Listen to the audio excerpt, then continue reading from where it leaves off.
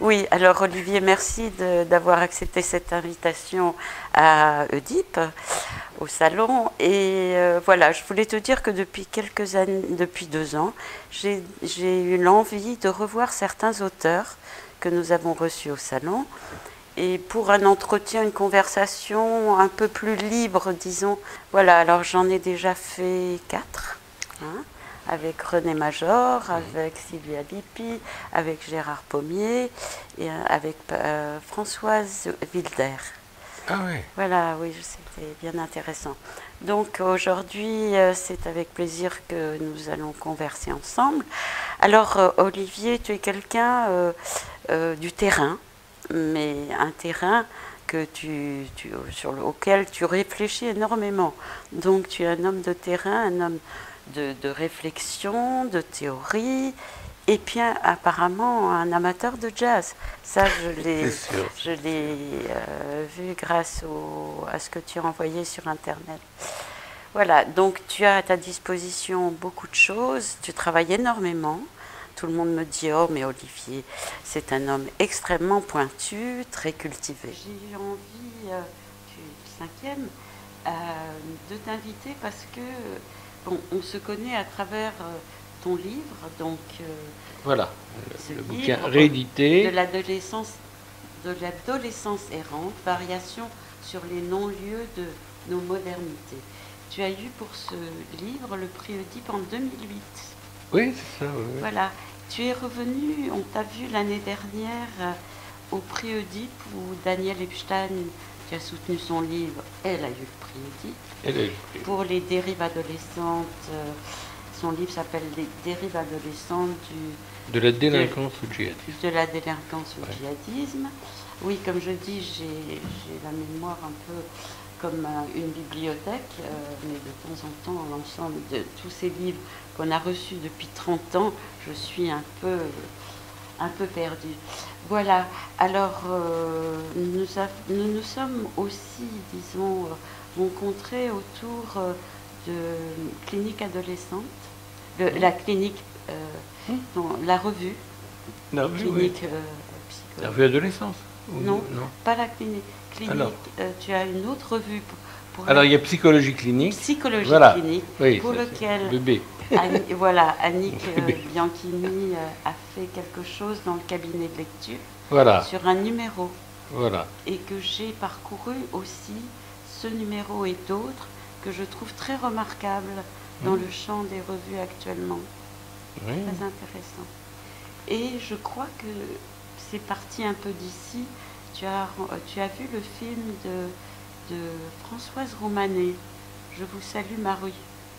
Oui, Il me oui, oui, semble, oui. J'ai elle participé m'avait au dit film de que- Françoise, oui. Oui, Avec Xavier Manueli et voilà, puis tant c'est d'autres. Michel Benaïm et d'autres aussi, bien et il sûr. se trouve que je l'ai rencontrée au salon. Ah bon? Et c'est D'accord. après que ça, elle est allée dans plus. Ben, il y a Guy Dana aussi dans ce film. Ah oui, Oui, oui, oui. oui, oui. Il y en a d'autres aussi. Bon, je l'ai connu par le salon, parce que tu sais, le salon, finalement, après tant d'années, est devenu un endroit de rencontre, bien sûr, où on discute les livres, mais il y a eu des croisements qui peut-être ne se seraient pas faits dans un lieu institutionnel, et ici, ça a été possible parce que c'est un salon, parce que c'est un petit lieu dans le 15e, mais où, voilà, il y a de la rencontre. Alors, Olivier, voyant, j'ai pas eu le temps de tout regarder, mais j'ai vu que tu étais beaucoup sur YouTube, toutes tes présentations sont enregistrées. Je me suis dit que pour ça, les gens iront sur YouTube et verront tout ce que tu as dit sur l'errance, sur les migrants, sur l'alcoolisme, sur le structuralisme. Enfin, il y a énormément de choses. Sur le jazz. Et sur le jazz. Tu as raison de me ramener à la musique. Ah oui. Oui, absolument. Mais donc aujourd'hui, j'avais envie d'essayer de voir aussi avec toi, bien sûr de parler de ton travail, de ton parcours, mais aussi peut-être décaler un peu les choses et parler de la psychanalyse aujourd'hui et avoir un peu tes réflexions à partir quand même de ton champ de pratique qui est la psychiatrie, laquelle apparemment tu tiens énormément puisque tu continues à aller dans le service de psychiatrie où tu travailles à Villebras depuis longtemps. Ça nous donne une possibilité de voir où on en est avec la psychanalyse et la psychiatrie. Et aussi plus globalement, peut-être, je crois que tu es enseignant, tu travailles aussi à l'université, en tout cas tu as sûrement affaire à des jeunes analystes ou des jeunes psychologues, et savoir aussi ce que tu penses de l'orientation dans laquelle ils se dirigent. Enfin voilà, j'ai envie qu'on parle à la fois de ton parcours et de la psychanalyse telle que tu la vois aujourd'hui, avec ton expérience. D'accord. Alors ton parcours, j'ai envie de dire que rapidement, tu es un voyageur, tu aimes bien les voyages, tu connais l'étranger. Enfin, l'étranger, tu as été à Dakar, tu as été au Mali, tu connais les enfants des rues, je pense au Mali. Alors, au Mali et au Congo, Brazza, à Pointe-Noire aussi. Donc, c'est à la fois les enfants des rues et ceux qui, errant dans les rues, sont rescapés des guerres. Et donc, j'ai aussi travaillé sur les enfants et les adolescents, parce que il y a beaucoup de jeunes qui ont entre 15 et 20 ans, quoi, sous la guerre, que ce soit à Pointe-Noire et au Mali, à Bamako, où j'ai grandement œuvré à la mise en place du SAMU social international à Bamako. Et là, on avait parmi les enfants errants et les adolescents errants, des rescapés maliens des guerres terribles du Libéria et du Sierra Leone. Voilà. Oui, tu es donc un psychanalyste qui ne reste pas que dans son fauteuil et dans son bureau. Tu vas y voir dehors, et en plus, il faut peut-être tout de suite le dire, tu es aussi anthropologue. Et ça te donne... J'ai une formation à l'anthropologie. À l'anthropologie. Donc ça te donne une ouverture particulière, comme je me disais de plus en plus, combien c'est intéressant que les psychanalystes aient soit une autre formation ou aient des intérêts vraiment pour d'autres champs, pour ouvrir la clinique. Oui, pour que les appartenances institutionnelles soient bien précisées. Hein. Je suis maître de conférence en psycho. Bon, après avoir enseigné des conditions plutôt joyeuses et toniques à Rennes, je me suis retrouvé à Nanterre pour des raisons de commodité personnelle. Je voulais rentrer près de Paris, mais j'ai mis mon activité scientifique au laboratoire de Paris 7. Voilà. Institutionnellement, je suis maintenant membre d'Espace Analytique et je suis également membre de l'Association française des anthropologues. Voilà. Tout ça, bon.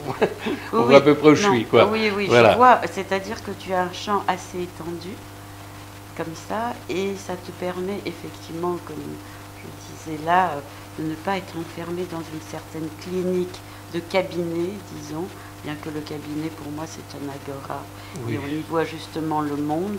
Oui, enfin, c'est pas un lieu d'enfermement de la clinique du tout.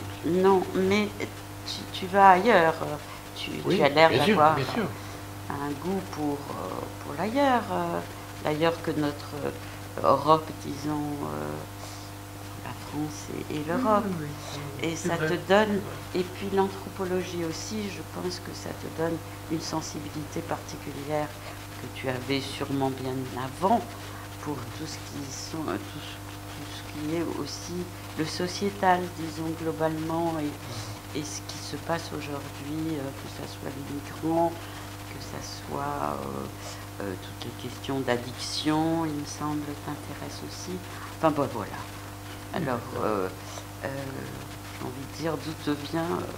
Et quelque chose que je voulais tout de suite ajouter, qui m'a frappé pour le peu que je te connaisse, c'est quand même un regard très particulier que tu as sur le réel ou la réalité du monde, mais avec un regard suffisamment décalé ou qui te donne un regard poétique sur ce réel très cruel, puisque tu es dans des choses particulièrement dures, rudes, mais on sent que tu as de la sympathie pour ces gens que tu entends, et ça te donne un regard poétique, ce qui est rare.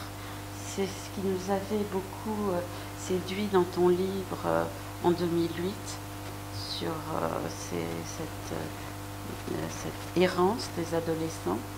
Et je crois que tu continues toujours à avoir un certain regard, voilà, avec sympathie, poésie et voilà, tout l'intérêt aussi de ton travail dans ces secteurs avec, voilà, ta poétique.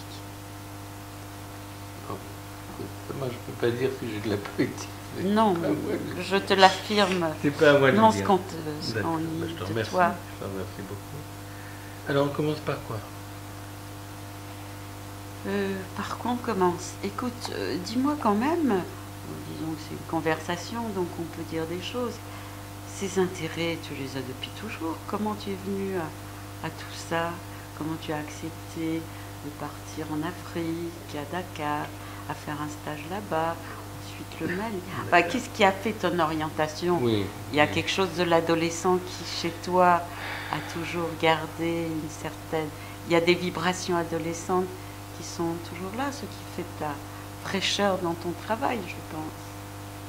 Bon, alors, tu dirais d'où viens-tu, quoi? D'où je viens, voilà. D'où viens-tu?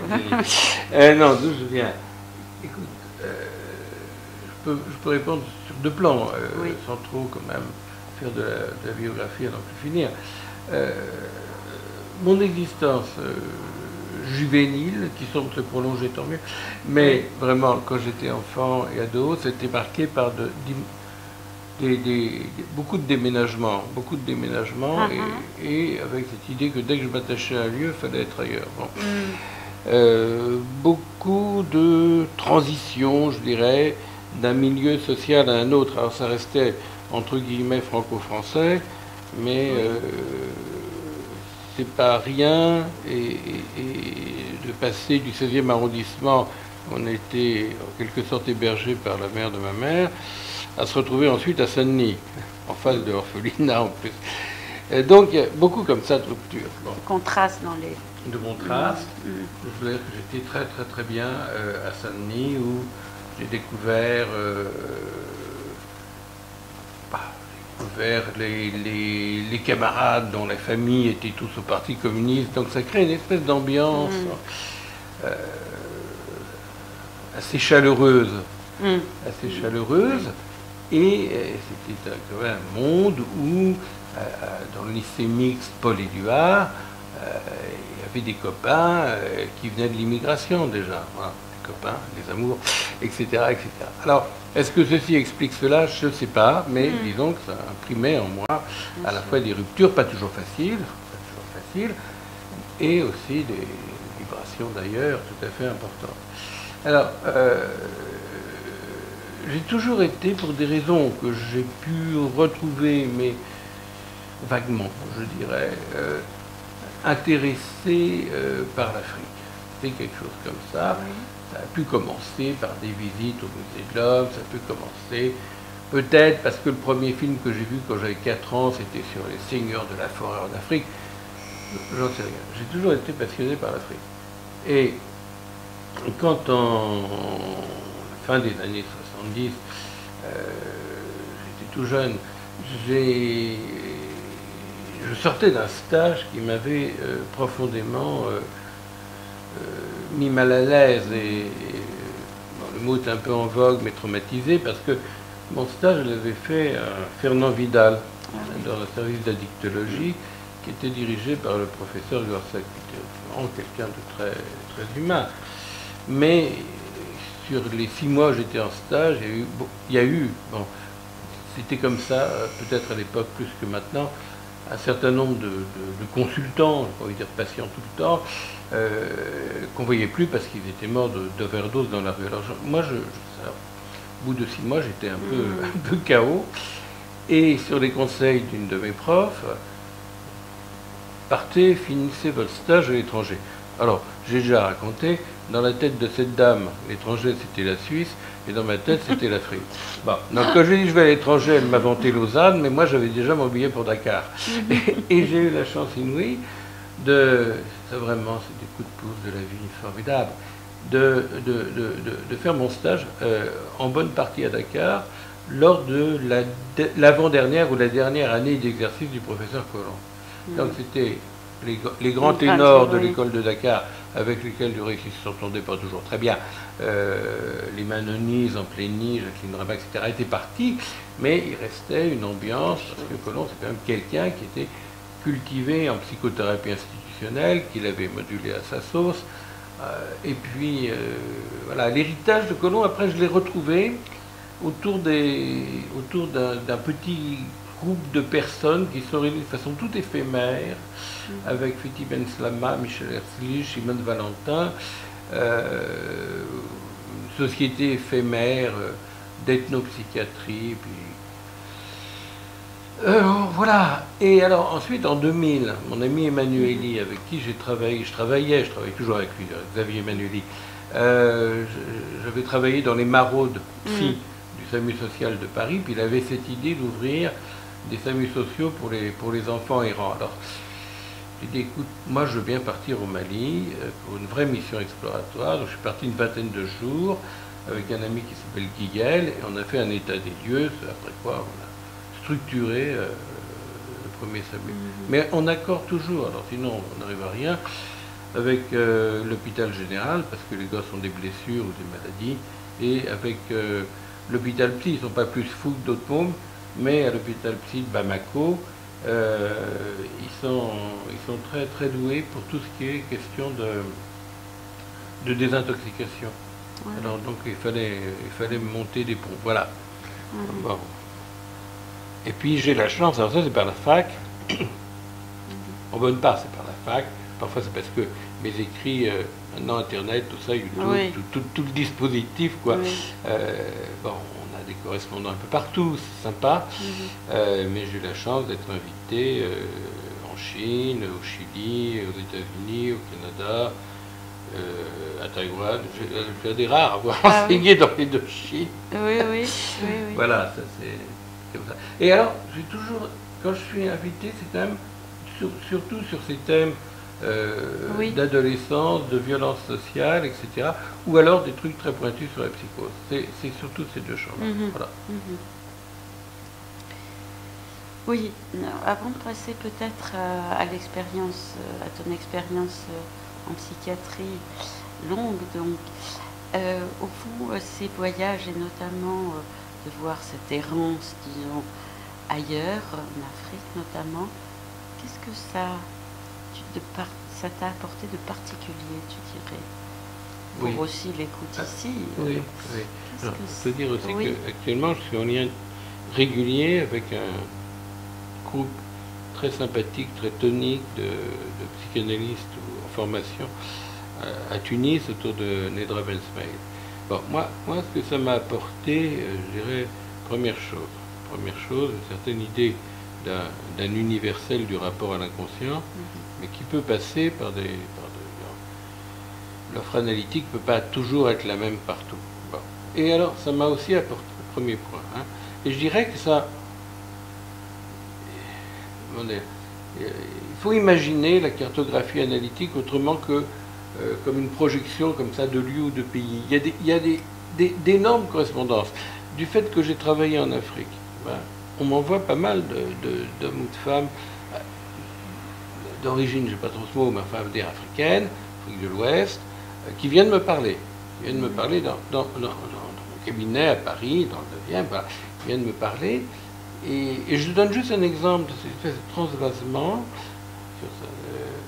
J'ai un patient, Bambara, qui est un homme, c'est respectable, tous les gens sont respectables, je veux dire, il porte sur lui la dignité, la prestance. Bon. Et il a été initié, quand il avait 20 ans, donc, à déchiffrer les rêves à sa façon. Bon. Alors, dès qu'il a un rêve important, il est extraordinaire. Il arrive, il se met debout. Il arrive parfois en jean, t-shirt, des fois il est en boubou de tabaski. Là. Généralement, quand il fait un rêve important, il s'habille assez bien, très bien. Et il est debout, il récite quelque chose de salutation aux ancêtres.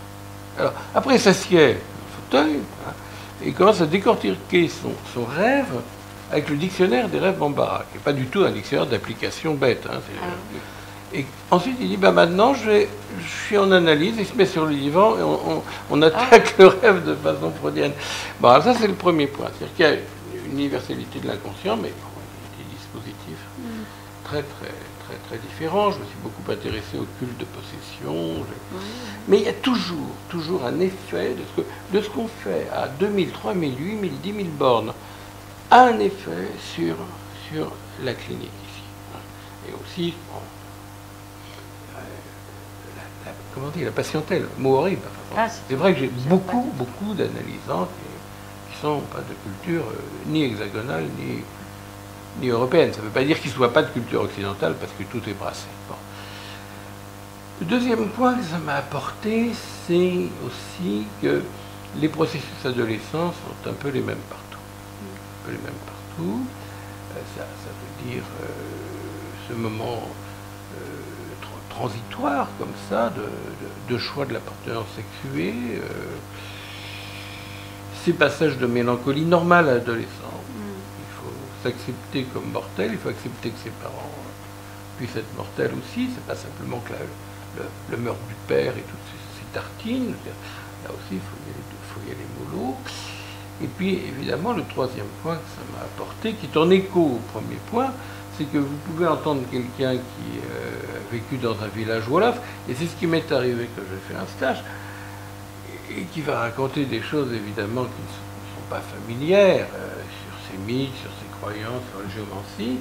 Mais alors quand on commence avec elle, c'était vraiment la première patiente dont je me suis occupé. Elle devait avoir 19 ans, moi j'avais 22, 23 quand même.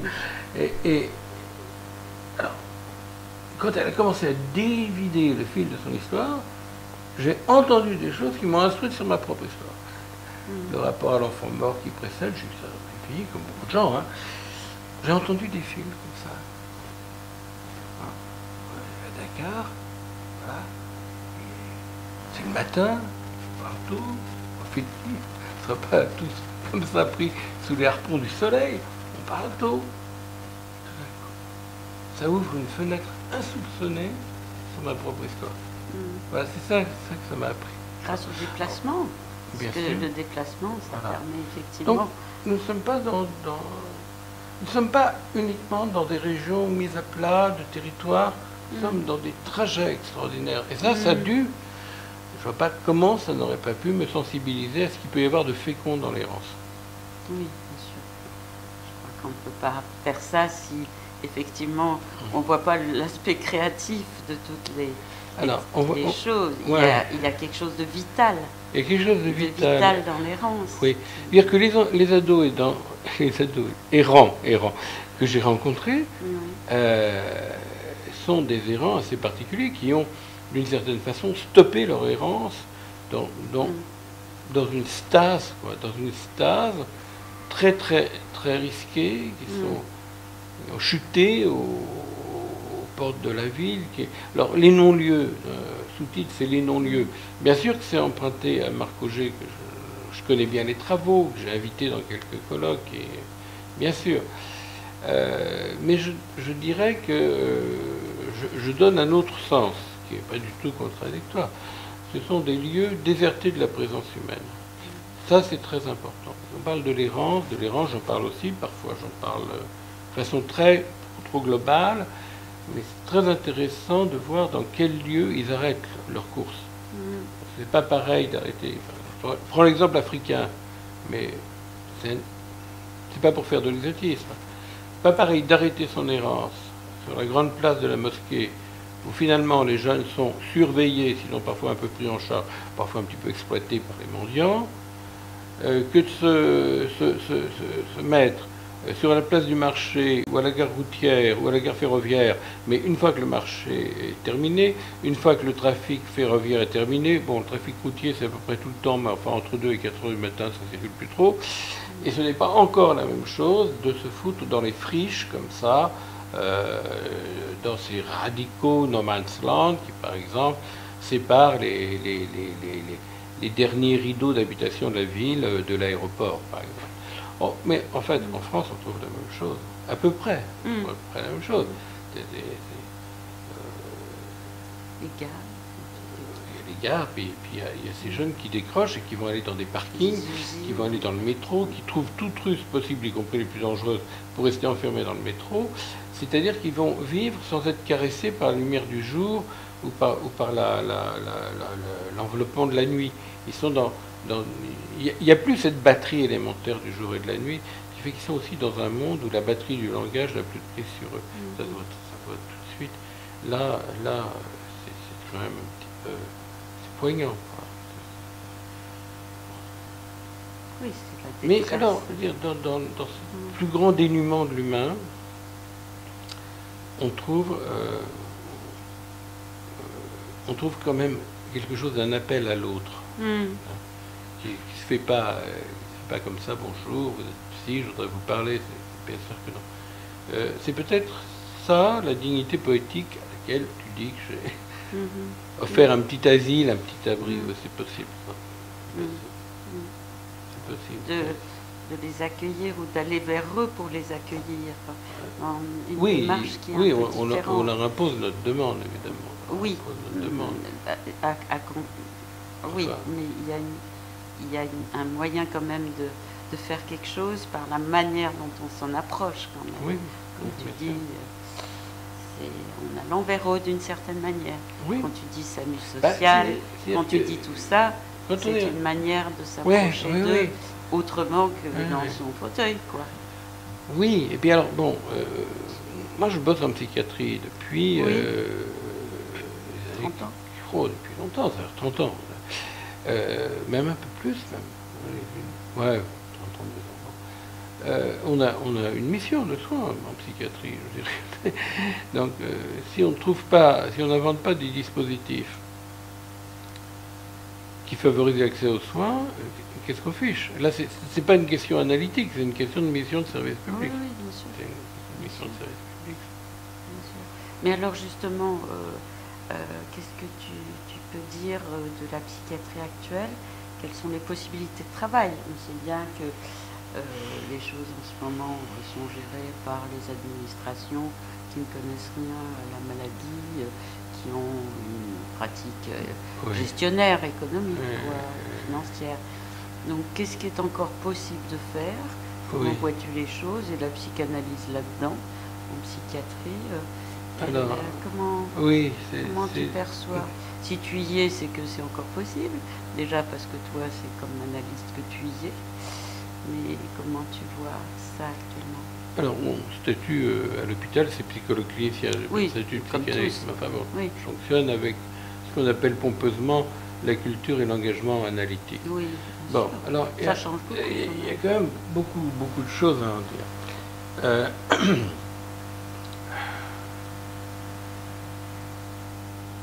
La politique de secteur est une fort belle chose, qui était nourrie aussi, pas toujours beaucoup, mais qui était quand même assez nourrie, de tout ce qu'on met en place après Toscaïès et avec Toscaïès, Bonafé par exemple, Houry bien sûr, et puis n'oublions pas que Fanon était aussi un grand Ouais. penseur et pratiquant de la psychothérapie institutionnelle qu'il a adapté pour permettre justement aux personnes dont il s'occupait de parler assez librement. Enfin, bon, beaucoup de choses à dire sur Fanon, Alice Cherki. Alice un Cherki, livre on l'a décisif, reçu. décisif, Bien sûr, on l'a lu. décisif, et qu'il On ne faut l'a pas lu, oublier bien sûr. le livre de Alice. Ah non, on en a. Ah oui, même non, dans le mais cabinet. je Non, sais- non, je sais que on vous ne l'a êtes- pas du tout perdu. Je sais Alice. qu'ici, Oui, elle est venue. elle est lue, Oui, oui. commentée, c'est une référence, Oui. il ne faut pas oublier. Bon, alors, déjà, la politique du secteur, quand c'était bien, c'était pas simplement un quadrillage sanitaire, a été nourri de la psychothérapie institutionnelle, puis d'une certaine culture politique de beaucoup de psychiatres. Bon. Ils n'étaient pas tous révolutionnaires en février, bon, quand même. Il pouvait y avoir un humanisme chrétien, protestant, catholique, quelque chose qui faisait que la psychiatrie se détachait de sa boussole strictement médicale. Bien sûr qu'il y a du médical en psychiatrie, mais il ne faut pas exagérer, il n'y avait pas que ça. Bon. Mais ce qui n'avait pas été peut-être, bien anticipé, hein, c'est que nous avons affaire pas simplement à la, L-A, cité, mais L apostrophe A cité. Il y a une absence de cité dans la cité. Actuellement, le travail est peut-être non pas de miser sur les capacités soignantes d'un collectif urbain tout à fait fantasmatique, de reste, mais de fabriquer quelque chose dans la cité. Par exemple, j'étais longtemps compagnon de route d'un centre ouvert pour adolescents dans une barre, vous voyez ce que ça veut dire, de banlieue. Bien sûr qu'il fallait travailler avec la municipalité, mais avec les habitants. Et quand j'ai pu travailler avec eux, parce que je les ai accompagnés, j'étais au démarrage, je dois dire qu'un certain nombre de consultations, entre guillemets, avec ces jeunes se déroulaient systématiquement en dehors. C'est-à-dire qu'ils voulaient, au fond, marcher dans la cité et marcher avec nous. Voilà. Bon, donc, pour résumer, peut-être que notre tâche, c'est aussi de fabriquer un peu ce qui parfois est péjoré en France, parce que la psychiatrie communautaire, c'est quelque chose qui fabrique aussi du collectif soignant dans la cité. Alors, c'est évidemment beaucoup plus net quand on est dans des endroits qui ont été dévastés par la pire des guerres qui soit, disait Pascal, il y a la guerre civile. Je pense, je suis en lien de travail avec eux, on se voit, on échange, etc. Puis j'irai à Kinshasa, le travail que fait par exemple Adlan Situ, qui est un jeune mec qui a pris d'urgence la place de vraiment numéro 1 de la pédopsie. Il l'a pris d'urgence parce que son prédécesseur s'est fait flinguer. Bon. Il travaille avec un anthropologue, un très très grand ami, qui est Jacques Leroy. Un de leurs premiers boulots, c'est de refabriquer de la vie de quartier. C'est-à-dire que les gens vivent repliés dans la terreur, que à côté, le voisin, peut-être que dans cette famille de voisins, il y a quelqu'un qui a flingué, quelqu'un de la famille, enfin, des trucs abominables. Premier boulot, c'est de represser des liens communautaires. Pas en faisant des exhortations au vivre ensemble, hein, parce que ça, on peut toujours se promener avec une camionnette, un porte-voix, faire vivre ensemble, ça sert à rien, mais en fabriquant des cantines, en achetant des écrans larges de télévision pour voir le foot, etc. Et ces quartiers qui sont remis à vivre ensemble finissent par ne plus avoir peur de la génération qui vient. Parce que plus c'est dévasté, plus on peut avoir peur de la génération qui vient. Parce que quand même à Kinshasa, et aussi à Pointe-Noire, dans une toute moindre mesure, mais quand même, la moitié des enfants errants se disent des enfants sorciers. Ce pas des enfants ancêtres, ces enfants sorciers sont porteurs de la malédiction. Ils ne sont pas porteurs d'un message énigmatique. Bon, pour revenir à la psychiatrie, donc, moi je m'intéresse à comment le collectif soigne et comment soigne le collectif. Alors ça, évidemment, c'est pas à la mode. C'est pas à la mode. Bon. Alors, deuxième point, mais enfin quand même, voilà. Les gens qui ont une culture de psychothérapie institutionnelle, je pense à mon ami Chemla à Reims et à d'autres, et à ce que fait l'ALEF, par exemple. Oui, à Tarbes. je pensais aussi au club, par exemple, avec Monique Zervive, qui pendant des années, et d'autres de chez Houry. Chez Houry, et il faisait bon, ça tient le coup. Oui. Comment faire remonter L'équipe de Chemla a fait un film génial qui s'appelle Nous les Intranquilles. Absolument génial. Je l'ai vu, je ne connaissais pas ce film, j'ai vu il y a quelques jours à Tarbes où il y avait un congrès de psychothérapie institutionnelle. Alors, l'autre truc maintenant, c'est la question du diagnostic. Alors ça, c'est peut-être pas compliqué à comprendre, mais c'est quand même assez alarmant. Je pense à la psychologie. Voilà, j'enseigne en psychologie dans une fac qui est assez hermétique, quand même, il faut le dire. Nanterre. Ouais, en clinique, ils sont hermétiques à la psychanalyse, complètement. Oui. Et en patho, c'est tout sauf Lacan à peu près. Bon, bon, ils ne connaissent pas, ils veulent pas que, voilà, ils veulent pas que ça se connaisse. D'accord. Bon. Je plaisante à peine. Hein, bon. Alors, il y a effectivement une épistémologie propre à certaines psychologies. Je pense à Piaget, je pense à Vallon. Bon, des gens mitoyens comme Kurt Lewin.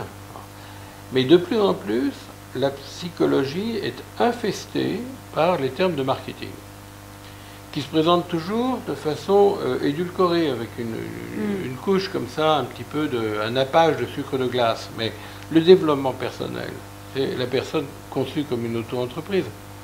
Le contrat thérapeutique, on dirait un contrat d'embauche.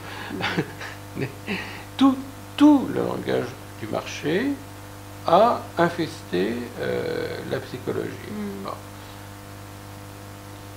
À Nanterre comme ailleurs, ils sont friands du DSM. Ils adorent cette espèce de pièce montée, ils adorent ça. Bon. Enfin, les copains en clinique, je veux dire. Enfin, les copains, c'est pas bref. Et moi, je me rends compte que plus le langage marketing, le langage du marché, voilà, qui fait qu'il ne faut pas avoir de conflit, hein, il n'y a pas de conflit, il y a juste des inadaptations, enfin, des conneries. Plus le langage du marché infeste et comme des petits termites fout littéralement en l'air la culture psychopathologique et même la culture psychologique des grands, hein, des grands psychologues. Plus c'est là, plus il n'y a pas de diagnostic. Parce que les diagnostics sont des paraphrases. C'est-à-dire que quelqu'un qui le matin se met à cogner sur son voisin et puis sur son paillasson, on va dire il a des troubles du comportement. Enfin, 5 ans d'études pour dire ça. Bon, quelqu'un qui mange jusqu'à étouffer, qui après se fait vomir, il ne mange plus pendant 5 jours, on va dire il a des troubles du comportement alimentaire. On s'en doute que c'est pas un corps-pied. Quelqu'un qui ne peut pas sortir de chez lui, il est assiégé de troubles, c'est la phobie sociale. D'abord, il faudrait me citer une phobie qui ne soit pas sociale. Moi, je n'en connais pas. Bon, je passe sur la connerie en branche qui est le pervers narcissique. J'attends qu'on me présente un pervers qui ne soit pas narcissique. Bon, enfin, voilà. Donc, oui, c'est ça. C'est plus on est dans le langage du marché. En bipolaire, n'en parlons pas. Plus il n'y a plus de diagnostic. Il n'y a que des paraphrases. Il n'y a que des paraphrases. Bon. C'est absolument effrayant. Avec cet usage de l'autodiagnostic. Par exemple, quelqu'un qui dit « Moi, je suis bipolaire, je suis sûr que mon fils est bipolaire. » Pourquoi? Autodiagnostic. Et alors, j'ai quand même vu un truc à Villevra. Heureusement, on ne l'a pas diffusé. Oui. Alors, c'est les labos qui font des plaquettes. Oui. Vous êtes schizophrène. Bon, maintenant, ils l'apprennent, c'est dans le journal. Oui. Donc, vous allez vous comporter comme ça. Mais moi, j'ai jamais vu deux schizophrènes qui se ressemblent. Bon, voilà. Et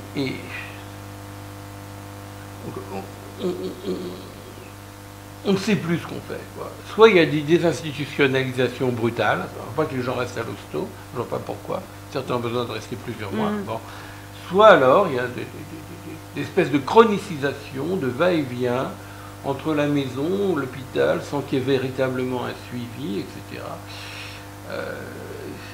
C'est un problème. Et je donne un dernier exemple. D'abord, avant de donner l'exemple, je me réjouis du mouvement qui a été en bonne part initié par Patrick Landman et quelques autres, Stop DSM, Post DSM, bon, voilà. C'est quand même important, on a tenté de faire une classification, ça, bon, plus ouverte au relationnel, on va dire ça. Bon, je sais pas ce que... Oui. Mais il y a un autre point, oui, je vois une plaquette qui était censée être distribuée aux patients, on ne l'a pas fait.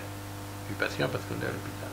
Cette plaquette, c'est voilà, je suis schizophrène, donc. Comment gérer sa maladie. Voilà. Et alors l'autre point, c'est ça que je voulais dire, on est en train de supprimer le dossier.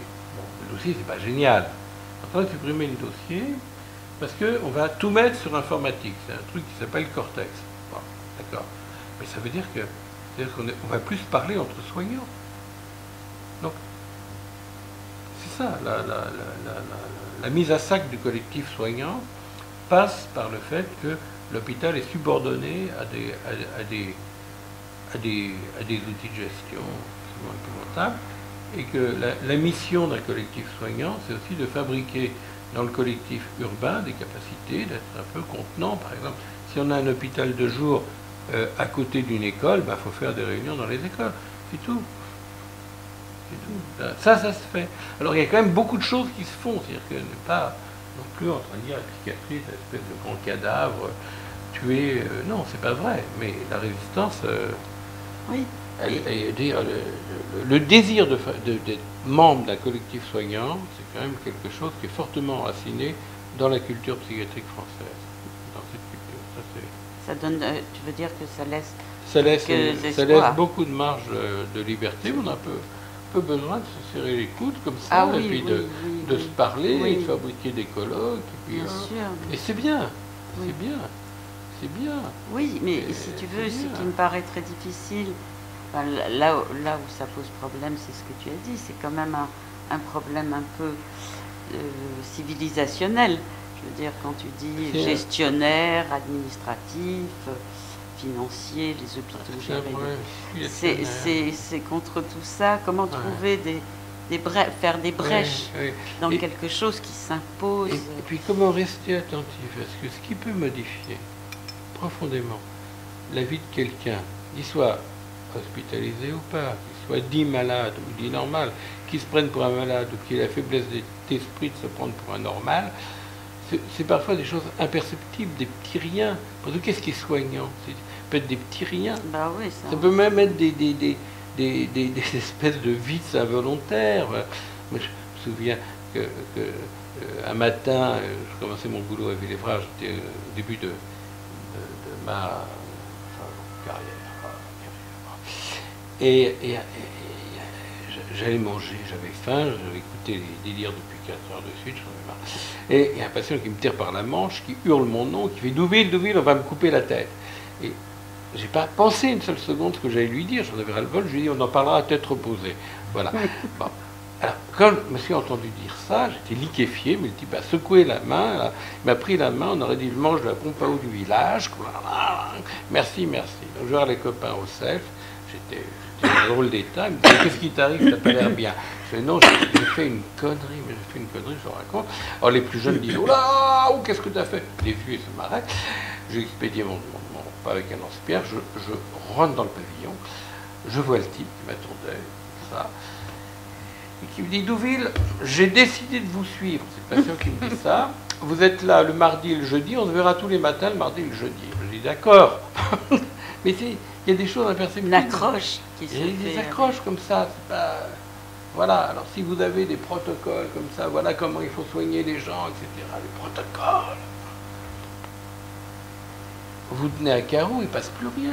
Il n'y a plus d'insu, il n'y a plus rien. Il n'y a plus rien.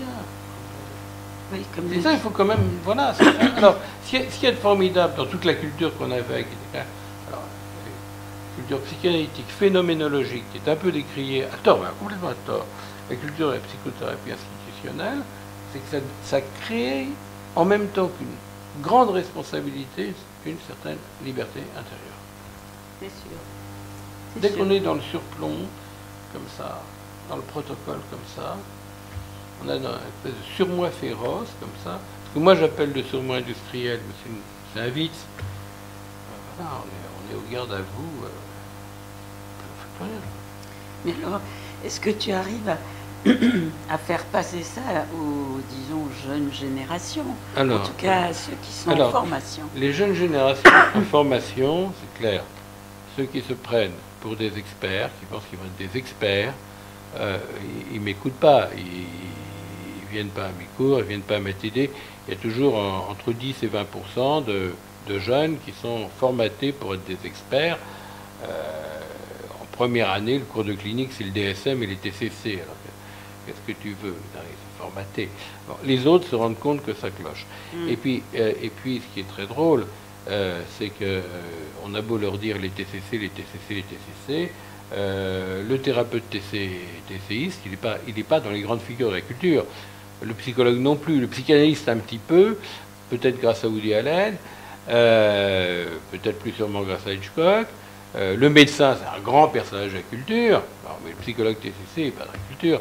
Bon. Et alors, ils sont enquiquinés parce qu'ils vont faire des stages. C'est très bien. Mais alors, il y a combien de stages où on fait que des TCC par rapport à des stages où il y a encore de la clinique un petit peu parfumée, comme ça, à la psychanalyse, à la psychothérapie institutionnelle, parce qu'ils apprennent par cœur le DSM, enfin, les psychiatres travaillent surtout avec la CIM. Ils arrivent en stage, ça c'est en 3e année. On les a formatés, ils arrivent en stage, ils se rendent compte que la vie n'est pas à la fac. La vie de l'esprit, c'est pas vraiment à la fac, c'est dans les stages. Alors ils me racontent des trucs absolument à mourir de rire. Alors je leur fais faire des jeux de rôle sur l'entretien. Je leur dis, bon, allez, on va jouer un peu à l'entretien. Et je vois une étudiante qui se met à imiter l'autre, comme ça. Alors, de façon incroyable. Je dis, mais pourquoi vous imitez? Ah ben parce que j'ai appris que pour mettre quelqu'un à l'aise, il fallait l'imiter. Elle apostrophe, faire une imitation, c'est-à-dire une singerie. Je dis, mais faites gaffe, si vous êtes en stage, si vous tombez sur un patient un peu parano, vous allez voir, ça fait ça. Prenez les cours de savants. Enfin, bon, c'est une blague, évidemment, je ne conseille à personne d'aller boxer. Mais bon, voilà. Des trucs comme ça.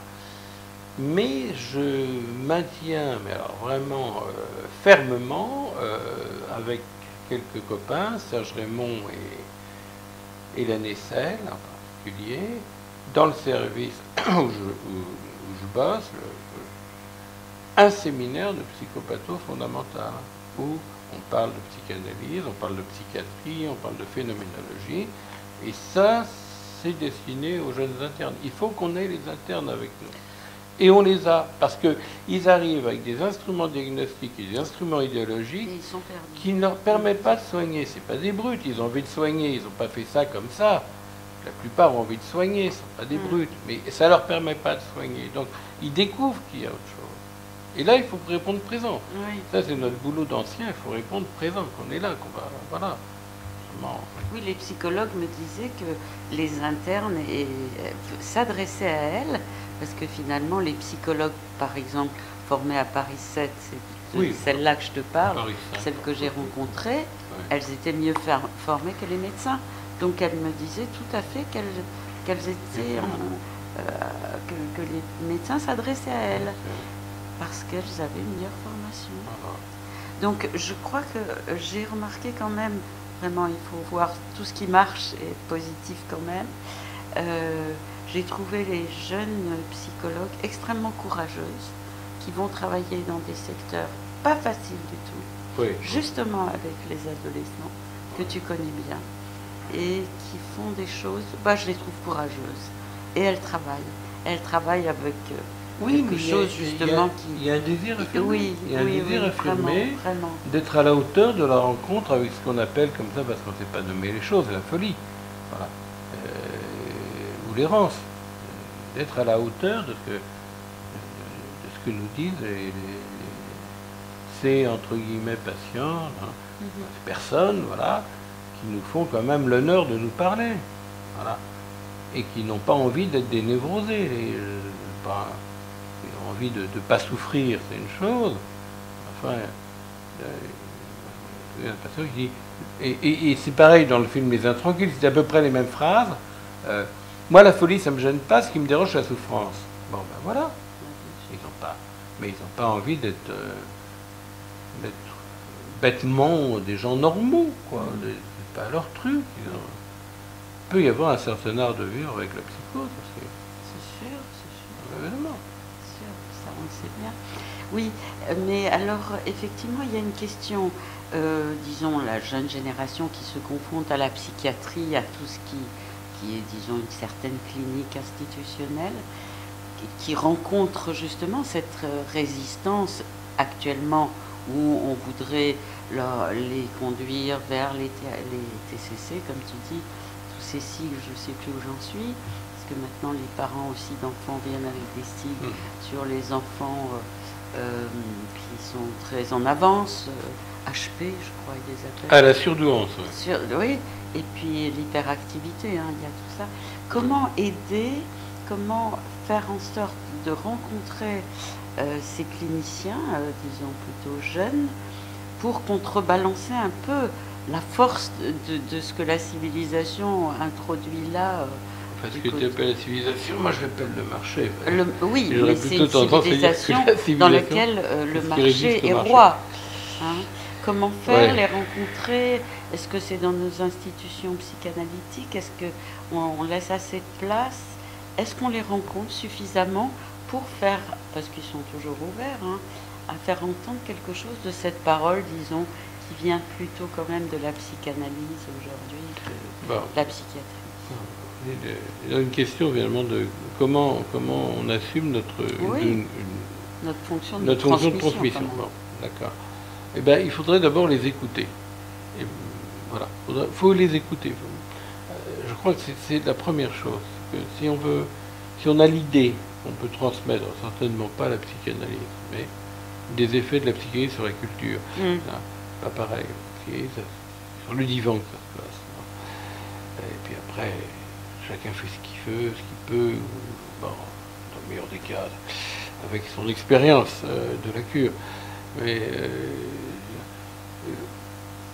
ce que je trouve important, c'est que dans les lieux, par exemple, les institutions analytiques ou la fac, d'autres lieux, je ne sais pas lesquels, ils soient considérés comme des personnes dont la parole est aussi valable, sinon que la nôtre. C'est-à-dire, c'est pas en leur faisant des cours qu'on va transmettre quoi que ce soit. Ça, à l'université, on peut faire des cours, on peut commenter.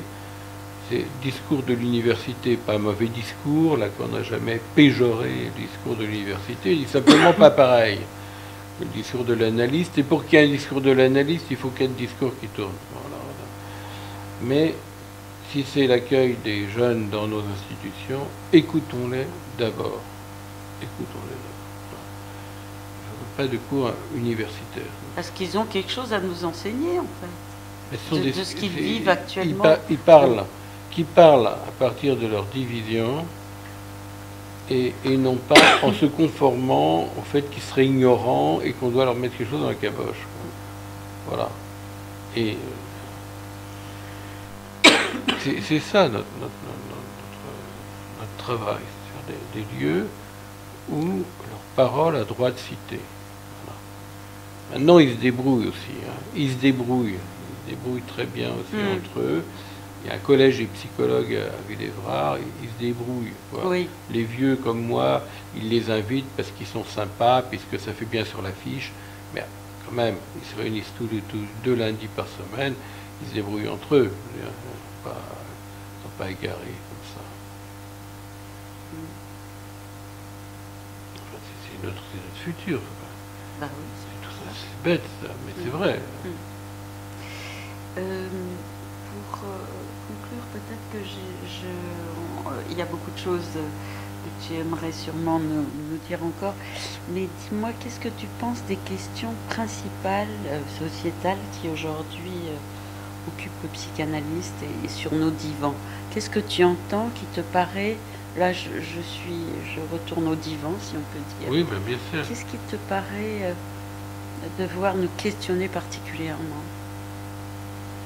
Qu'est-ce qui t'arrive sur ton divan, qui t'intéresse? Moi, je trouve qu'il y a une extrême maturité chez les adolescents que je reçois. Une extrême maturité. J'ai l'impression qu'on est devant une génération qui construit un certain mode de questionnement. Alors, sur le sociétal, je dirais, beaucoup, sont dans des idéaux humanitaires. Tout à fait réfléchi.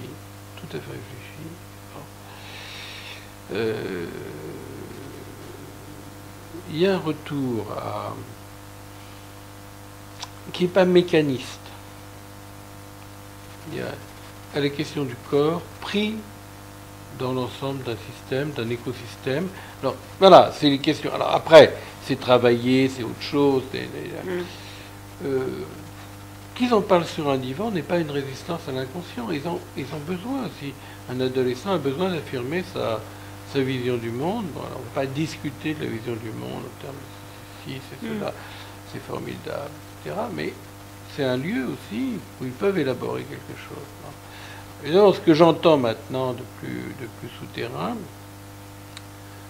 c'est qu'il y a de plus en plus chez nos adolescents, je dirais, qui carburent pas tant que ça au fantasme du meurtre du père. Ça, c'est le névrosé de base. Enfin, névrosé de base. Hein. Un truc de névrosé, de penser qu'il y en a un qui aurait toute la jouissance. Voilà. Bon, pas un opérateur si évident. Bon. Mais j'entends chez eux un certain désarroi, un certain désarrimage, comme s'ils se retrouvaient un peu en position d'orphelin. Voilà. Il y a quelque chose qui insiste de ce côté-là. C'est peut-être une figure nouvelle de l'adolescence.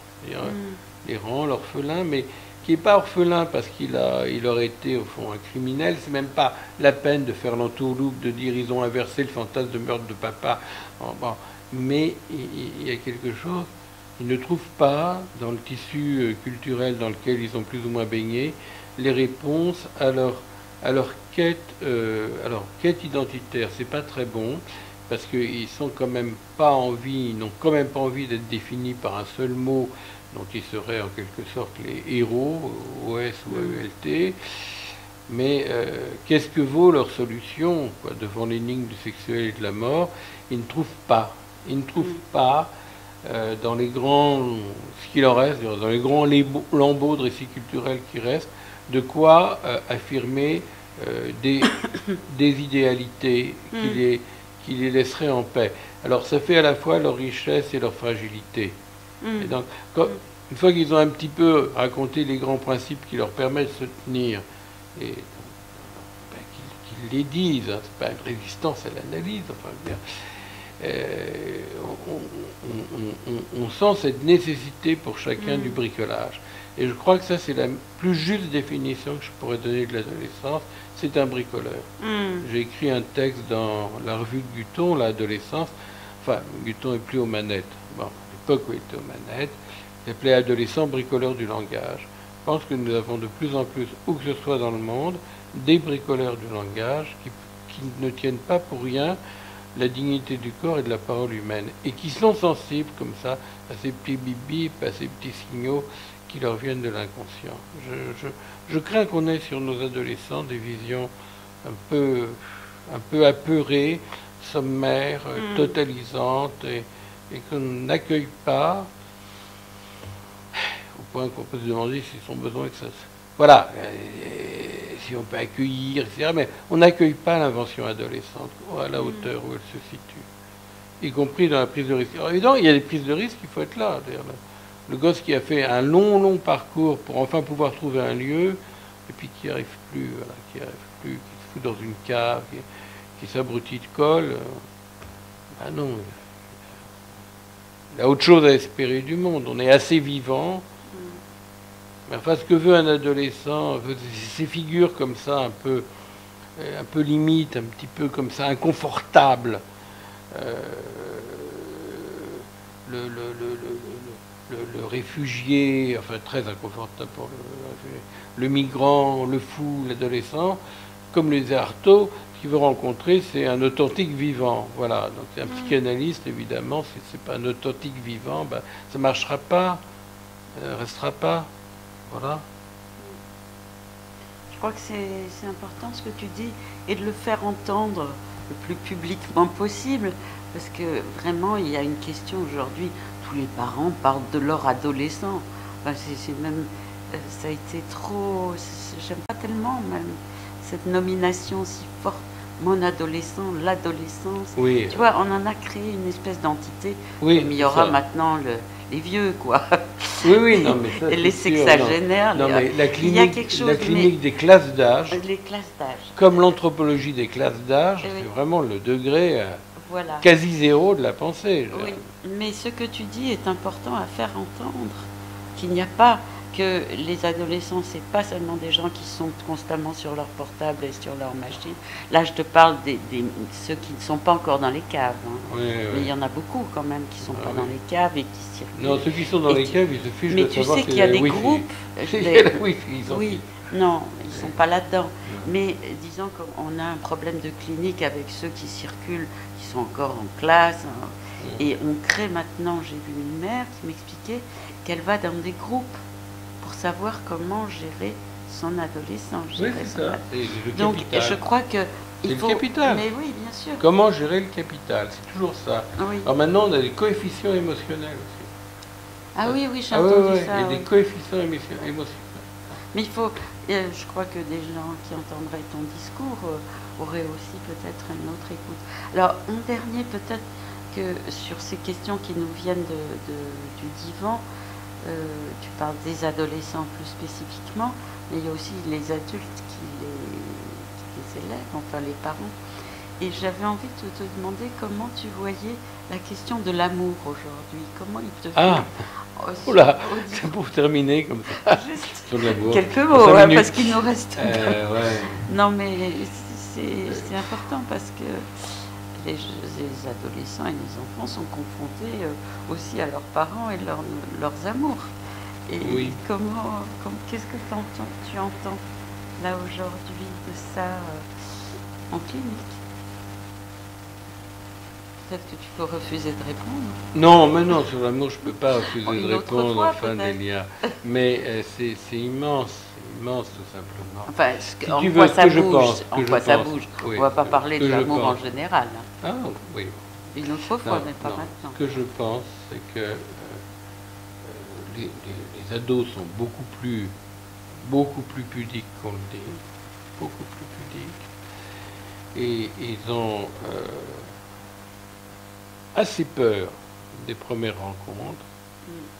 Ils ont assez peur de la jouissance qui saisit le corps de l'autre. Et ils inventent des choses. Ils inventent. Chacun invente.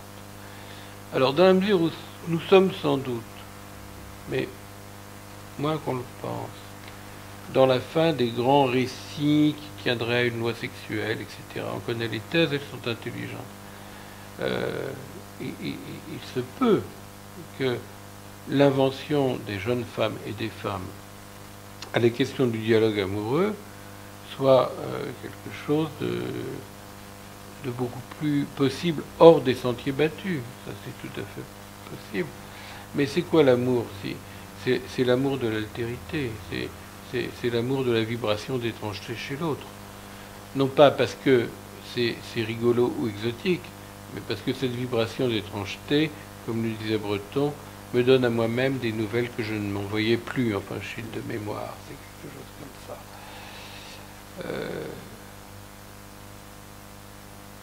Alors, pour les adolescents, là, je parle plus du sexuel que de l'amour, mais c'est pas si clivé que ça.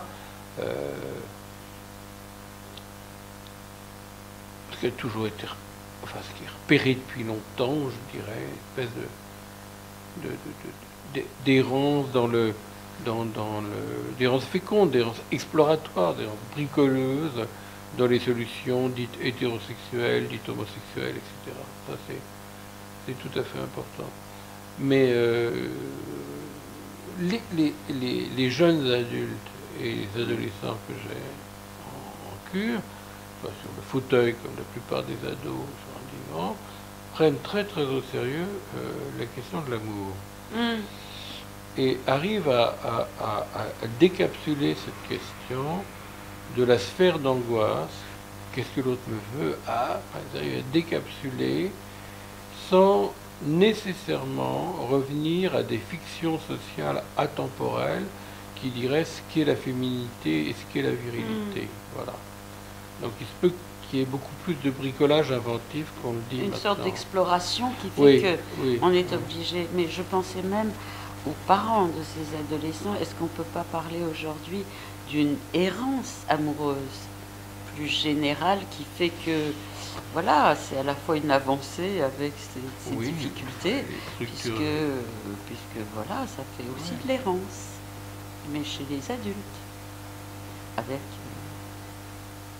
on en parlera peut-être une autre fois. On va peut-être s'arrêter là pour aujourd'hui. Oui, mais il y a plus d'ératisme de l'amour, et il y a plus d'érotisme de l'amour, on dit. On va s'arrêter sur l'érotisme.